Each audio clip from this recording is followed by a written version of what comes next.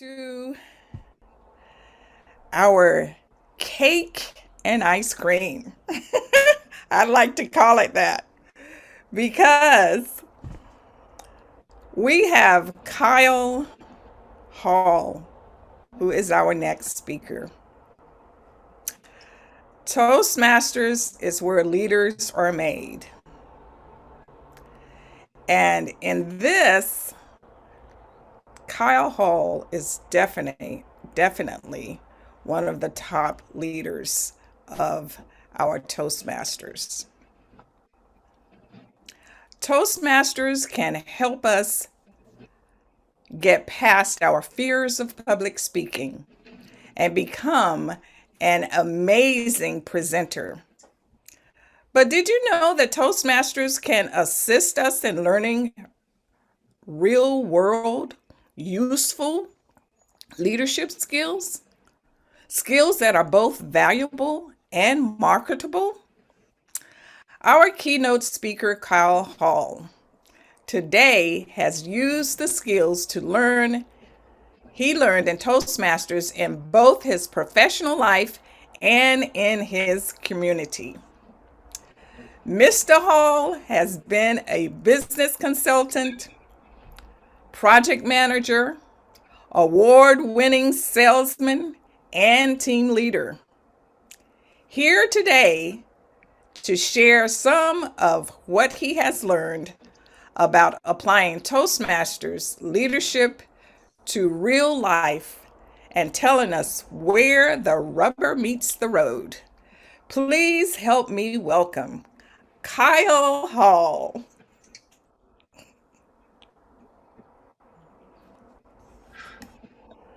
Thank you, Tiny. I joined Toastmasters in April of 1994, so 28 years ago, and I joined in downtown Bellevue in District 2. I joined Golden Bell Toastmasters.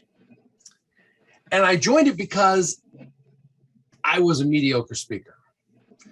I really was. I could generally keep the audience awake. I could usually make my point, but I couldn't entertain an audience or inspire an audience to save my life. And I didn't know how to do it. But I saw some people who were really good, and they said, go join Toastmasters. Well, I stumbled into Golden Bell Toastmasters, and I liked what I saw, so I became a member. And I started working on growing my speaking skills. I had no thoughts about leadership, growing leadership skills or going in a leadership direction, but I was just focused on growing my leadership skills. But about 6 months into my membership, the VPE of the club, the Vice President of Education, had to move away. So the senior member said, hey, Kyle, would you fill in and, help take this officer role for 6 months, finish out the term, and we'll help you and we'll guide you. And, okay. So I became the Vice President of Education, and they didn't tell me that usually means you step up to be president next year. Not always, but usually. Well, I stepped up and I was president. I spent a year being president of my club. And I will tell you, in hindsight, I was a mediocre president that first year. But as Amico said, Toastmasters is a safe place to practice. It's a place to try things out and learn and experiment. And yet, you don't have job performance reviews hanging in the balance, and you don't have people waiting to jump on you. Everyone's encouraging. I came back and was president a couple of years later, and I led the club to being the District 2, the Inspirational Club of the Year. Golden Bell was Inspirational Club of the Year that year, and with me being president. And we can really, I was growing my Toastmaster skills doing this. But while I was doing this work within Toastmasters, I had this thing going in the back of my head. Great, I'm learning how to do Toastmasters leadership within Toastmasters, but is any of this useful in the real world? I knew the speaking was. In my job as a technical consultant, I was doing technical trainings. I was starting to move into consulting where I had to talk to customers. I knew the speaking was useful in the real world, but is all this leadership stuff that I'm learning, is it really useful in the real world? I didn't know. Well, when you ask a question, the universe often provides an answer in one way or another, and it did. I was a member of a self-help group that had chapters all over the greater Seattle, Bellevue area. And we had a group of people from the various chapters who got together to keep the group organized. And I was part of that group. And we were supposed to meet once a month for an hour and a half. These meetings were painful. Oh, they were painful.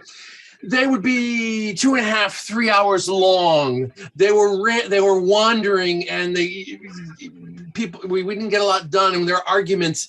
And often the meeting ended not because we hit the end of the agenda, but because people got fed up and just left. It was painful. And I knew the guy who was leading the meetings, and I'm going to call him Dan, to give him anonymity. Dan had a good heart. He intended well. But I mean, after the meetings, I'd be talking with a friend. It's like, his agendas were horrible, and he doesn't keep people on track. And I was complaining to my friend all the time about what Dan wasn't doing. Well, Dan resigned as chair of that board. And my friend said, "Hey, Kyle, Dan resigned. You should volunteer to do that." And I went, "Wait, what? What?" Well, every week, every month, you tell me all the things Dan's doing wrong. You should step up and do it. You mean I have to put my money where my mouth is? I was afraid because I'd never stepped up and tried to chair a board.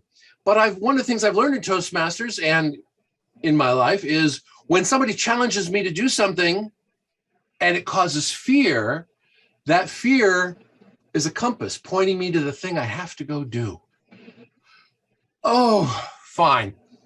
I volunteered to chair the board.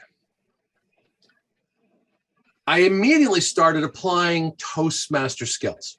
So because I didn't have any other guidance, I didn't have any other way of anything else telling me what to do. So I just did what I'd learned in Toastmasters. First thing, a useful agenda. A useful agenda that's published in advance so that people know what to expect. Now, I'm gonna do a quick 30-second aside. How do you make a useful agenda? Well, you don't have vague topics. Like one of the things we had was a spring conference. That group organized a spring conference. And Dan would put spring conference on the agenda. Well, what about the spring conference? We had people showing up ready to argue about what they thought they were going to have to talk about on the spring conference, when all Dan wanted to know is when is it and where is it? Or who's going to chair it? So put a specific question on the agenda. Spring conference, who's going to chair? And that way, the people who want to argue about finances don't come prepared to argue. Useful agenda. Publishing the agenda ahead of time. Keeping the meetings on time. That is so priceless. Now, I admit, when I took over, I could not take the meetings back down an hour and a half right away. It took 3 or 4 meetings to start breaking people's habits. But it went from 3 hours with people walking out in exasperation down to 2.25, 2, and finally we got down to an hour and a half. And part of it was, if you have a clear agenda and you're working on it, and somebody starts wandering off here, you go, "Hey, Bob, come on back. We're not talking about that. We're talking about this." And he starts wandering off, "Bob, come on back. We're talking about this." You keep them on the agenda. Now, I met a lady once who joined a Toastmasters club because she walked in and the club started on time and it ended on time. And that so impressed her. That single fact so impressed her. She went and joined Toastmasters. Personally, I thought she set the bar a little low, but that's what impressed her. And fine. Starting and ending on time. We would take good notes. Either I or somebody else would take good notes from the meeting, and then we published the notes. We published the minutes. We didn't publish the minutes the day before the next meeting. 2 or 3 days after the meeting, the minutes went out. And then, of course, the agenda for the next meeting went out at least a week before the meeting. So people had a time to look at these things. Now, one of the things that intimidates people about chairing a board, typically boards use Robert's Rules of Order. Anybody here love Robert's Rules of Order, or what's also called parliamentary procedure? Anybody get excited about it? Yeah, nobody. Now, I can tell you, even in the Toastmasters Club, most of the time when the officers meet, we are supposed to use Robert's Rules of Order. Why? We're only 7 people sitting around talking. Why do we need that level of structure? Well, I had thought that a lot when I was part of Golden Bell and the officers met. Why do we need this parliamentary procedure, Robert's Rules of Order structure? Well, the reason you use it is so that you know it for when you're actually in a bigger group. 7 people sitting around talking, they don't need that level of structure most of the time. But what happens when you're in a group of 30 people like I was, and you have people with different points of view? Or 500 people like the House and Congress? You have to have some powerful structure to keep control of that. I was a member of a Lions Club, and I started out as a member, and I ended up on the board, and I ended up being president of the board. And this Lions Club managed an endowment, and every year we would give money away to high school seniors, graduating high school seniors, to help them go to college. It was the single biggest thing money-wise that this group did. And we had a robust process for deciding which students got how much money. It was a really good process, and the club liked it. And there was one member of the club who thought he knew better than everybody else who should get the money. He knew all the families, he knew all the high school kids, and he thought he knew better who should get the money. And every year in the spring, when we made our decision who was getting money, he would come in and start a fight in the board meeting with members of the board, trying to convince them to go his way. It was painful. And I've seen members stand up and argue for 10, 15 minutes with this person, him trying to batter them down with his will and them defending the process. As president of the club, I was determined that was not going to happen in my meetings. So I knew he was going to show up the day the committee, the endowment committee, gave their results. And I thought about it, and I said, you know what I haven't seen anybody do? I haven't seen anybody use Robert's Rules of Order in this case. I'm going to do it. I was prepared. Committee gave their report. Gentleman came in. Again, I'm going to call him Dan to give him anonymity. Dan comes in and he starts saying, well, we need to, that report's all wrong. We need to, stop, Dan, stop. Do you have a motion? Oh, well, yeah. I think we should give this much money to this person, this much money to this person, this much money to this person. We should do that. Okay, that's your motion. Do we capture that? We get it. Okay. Is there a second? Oh, there's no second. Dan, I'm sorry, your motion dies for lack of a second. Let's move on. And Dan sat there and went, he didn't know what to do. And that was the day I realized Robert's Rules of Order is not a straitjacket put on leaders to control what they do. Robert's Rules of Order is a flak jacket. It's self-defense. Learning that stuff when you get in leading a big group, that's protection. Oh, that's useful stuff, especially when the groups get big. And we get to practice it in small groups like our Toastmasters group. So what else? How else has Toastmasters skills helped me in real life? Well, when I was in my club, one of my senior members of the club got involved in planning the district conference and said, hey, Kyle, you want to come and help me on this committee? Okay. So I got involved in planning a conference. Now at work, I had planned some technical trainings. We had a process for that, and I got to see how Toastmasters plan conferences. And I went from assisting on a committee to being, the next year I was the chair of a committee, to the year after that I was actually chairing the conference. And okay, I'm doing all this event planning stuff within Toastmasters. Is it useful outside? Well, I mentioned I was part of Lions. This particular Lions group, their single largest fundraiser of the year, their single largest event of the year was the annual salmon bake. And they fed 600 or 800 people every year. It was the largest income maker. And when my wife and I joined the Lions Club, we volunteered and said, we will co-chair that event. That's scary again. That's scary. Taking over an event, one, that we've never actually been a part of because we just joined the Lions Club.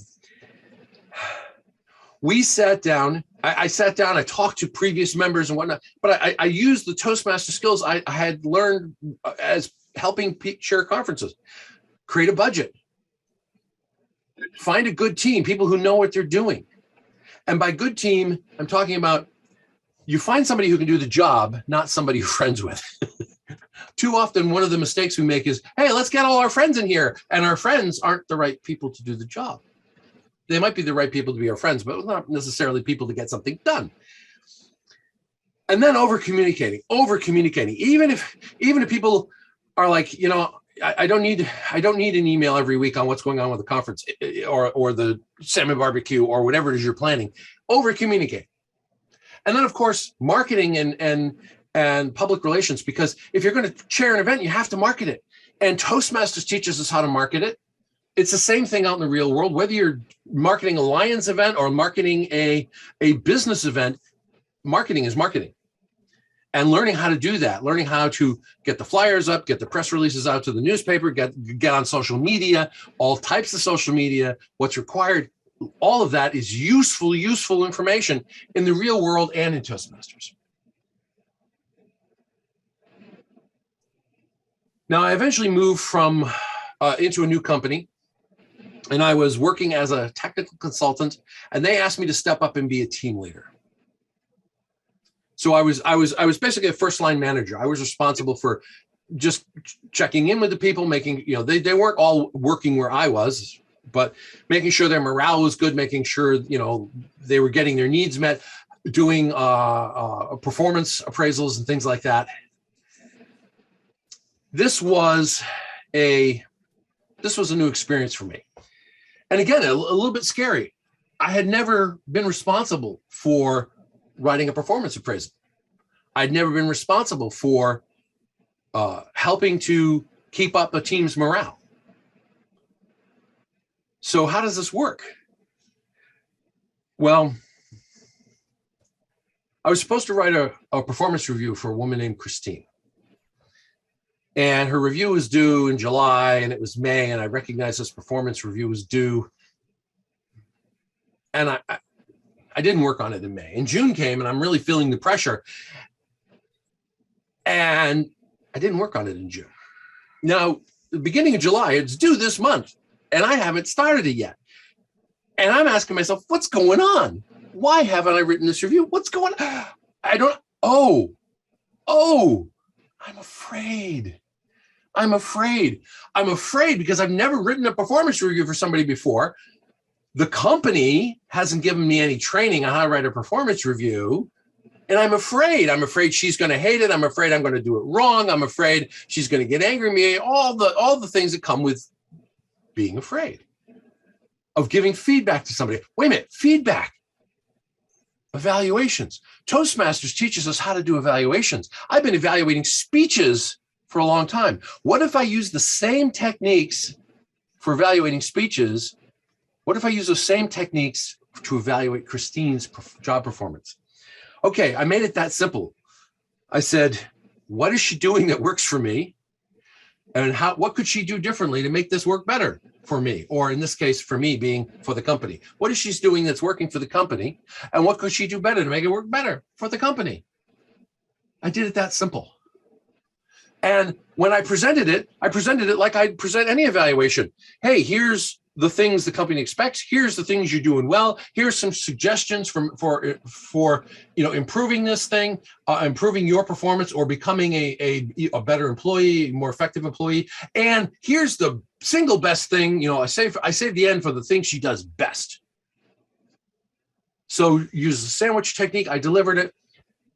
She loved that evaluation. I liked giving that evaluation. It was a very positive experience. Since then, I've used that formula. At one point, I actually had to fire a guy, and I used the same formula. While I was firing him, it was like, here's what we need. Here's what you've done that's worked. Here's what here's where you need to improve, and we need to let you go. And he walked out of that job interview thanking me. That firing, thanking me for the feedback. It was not a negative process. It was a positive growth process, even though we had to let him go. So just the simple skill of evaluating a speaker, learning to give feedback in a constructive, positive way is a powerful, powerful thing in the real world.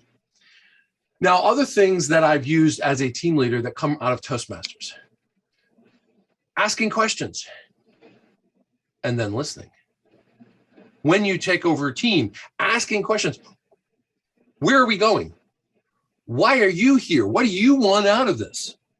And listening to the results so that you can help your team members get out of the experience what they want. It's not all about, let's make the company successful. It's about, well, you're here for a reason for yourself. What is it you want? Okay, maybe you want a paycheck, maybe. Or maybe you're in a service organization. Why are you here? What do you want? Help them get it. And then, of course, Toastmasters is not about being the leadership in Toastmasters. We don't teach draconian leadership. We don't teach military chain of command leadership. We teach servant leadership. That's what we teach. So in this case, when you're talking with your team, what's the process? What are we trying to do? And what's wrong with the process? If there's a problem, it's usually, very, very rarely, is it a person's issue. If there's a problem, usually it's a process issue. Dan isn't doing the job because we didn't teach him to do the job.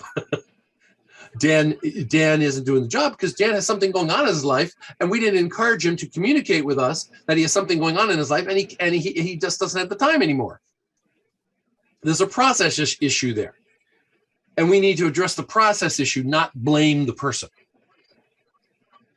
And of course, standing up and leading a meeting, facilitating a meeting, like Tiny today is the moderator or the meeting Toastmaster or the MC. Learning to stand up and facilitate a meeting and guide us through a meeting, that's a very powerful process. There's one other thing that I want to mention that came out of that team leadership thing, which I think it's worth mentioning. It's a little side note. I was told after a while by one of the people who worked for me that I had become a politics-free zone.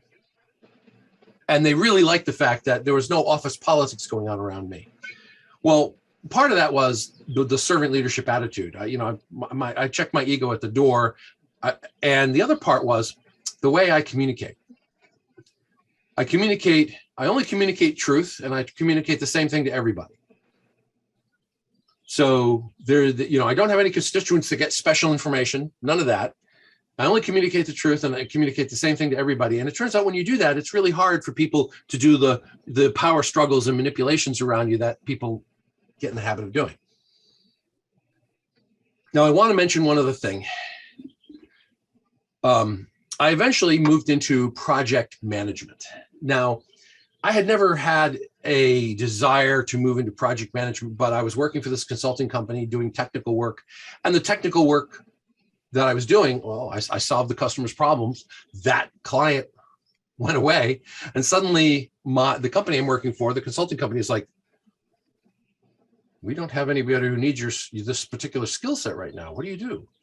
Well, one of my friends said, oh, Kyle does that Toastmastery stuff. We need a project manager. Kyle, you want to be a project manager? Well, I had no project management training, no work-based, no official computer project management training. But I went, sure. My compass, they challenged me. I was afraid. My compass said, go, that's the thing you need to go do. I volunteered. I went into project management. Again, I applied all the Toastmaster skills. Rather than making an agenda for a meeting, I'm making a project plan, but it's a project plan that everybody can understand, that's clear, that's simple. I communicated, I over-communicated. We had one, and most of my project management career was firefighting, going in, taking over projects that were either blowing up or dying or burning, and putting out the fires and getting them going again. I went to work for a large Northwest aerospace company that will remain nameless. And I went in and they had a project that was dead. It was stalled. It had to move because the particular program was not going to survive the year 2000. They had to get off of it. Well, after a couple of weeks of investigating, I got the three top sponsors in the room. And I said, you know, this is what you just said we're doing. We're moving from here to here. Is that correct? They all went, yes. Does this change involve process improvement? And one said yes, and the other said no. And that right there was why the project had come to a halt, because two of the executives were giving different instructions to their people, and the groups were fighting over whether or not there was going to be process improvement or not in this process. It took me a month to find out the problem and get these sponsors in a room, and about 10 minutes to solve the problem. And once they went, oh, that's the problem. Well, let's clarify that. No, there's no process improvement. We're just moving. Okay, great. Now it filters down to the groups. The groups stop fighting. We can start moving forward. It's amazing how every problem we have, I mean, I was working in the computer field. Every problem we had was not a computer problem. It was a human communication problem. It was, are we talking to each other enough? Are we communicating clearly? Are we asking enough questions? Those are the problems we had. If you're wondering whether Toastmaster skills are useful in real life, if you're wondering if Toastmaster skills are useful out in the workplace or out in the community, 100%, they are. If you're wondering if you can take what you're learning here and go out there and be powerful, you can. The theme for today's meeting is awaken the power within you. There's no better way to awaken the power within you than to practice in a safe place, to build your confidence in a safe place. And that's what a Toastmasters Club is about. I tell new members, when you join a Toastmasters Club, treat it like a laboratory. Put on your white lab coat, get your mad scientist on, and try things out. Try speaking differently, try leading differently, try doing things differently, and let the club give you feedback. What works, what doesn't. That is the way to awaken the power within you. To have a place where you can try things out and practice and take it out into the real world, where these skills are valuable, they are useful, and they are marketable. Madam Moderator.